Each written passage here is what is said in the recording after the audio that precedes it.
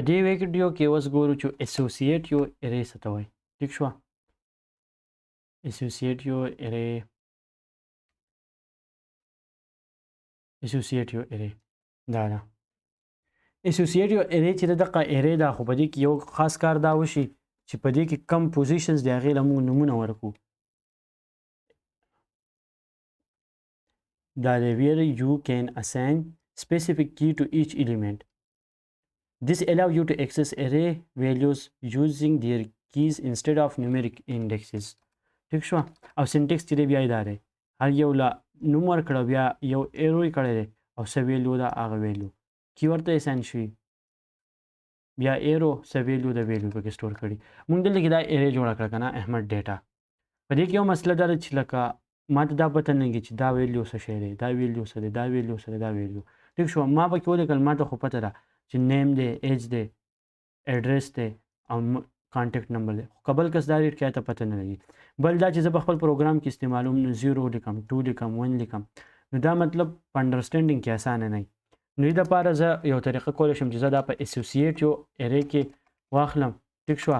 د هغې سره به فایده دا وشي چې دا کوډ به په ریډینګ کې هم اساني او په اکسیسیبیلیټي کې هم اساني. که دا زه کله اکسس کوم که نه اکسیسیبل به دا په اسانۍ سره به زه پرې باندې په سمج کې راځم او یوز کولی به هم شم، بل کس پکې هم په اسانه پوهېږي.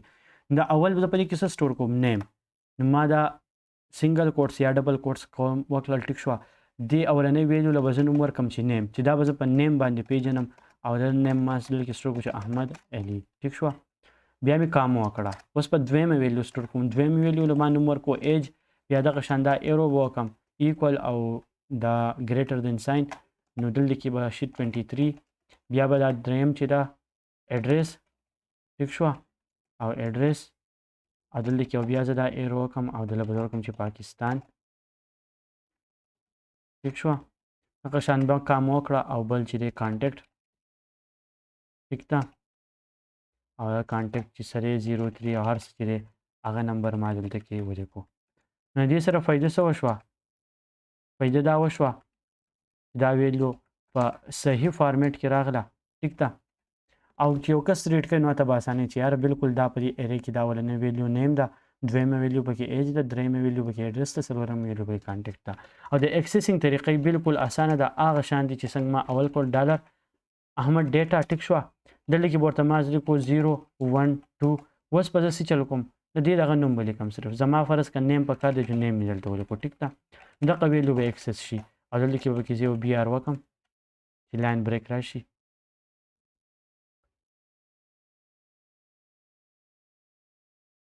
احمد ډیټا او دې ته به زه ولیکم چې کی.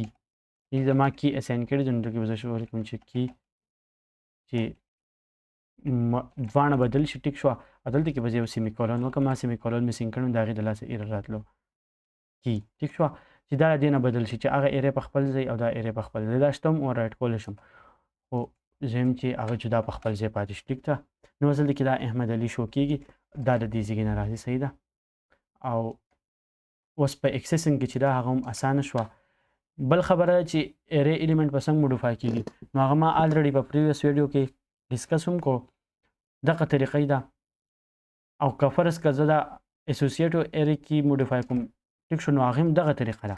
که فرض که زه وایم چې ډالر احمد ډیټا او زه فرض که په دې کې ایډرس موډیفای کوم، نو ایډرس از ایکول ټو څه وله به کوم چې مینګورا پاکستان. ټیک شوه.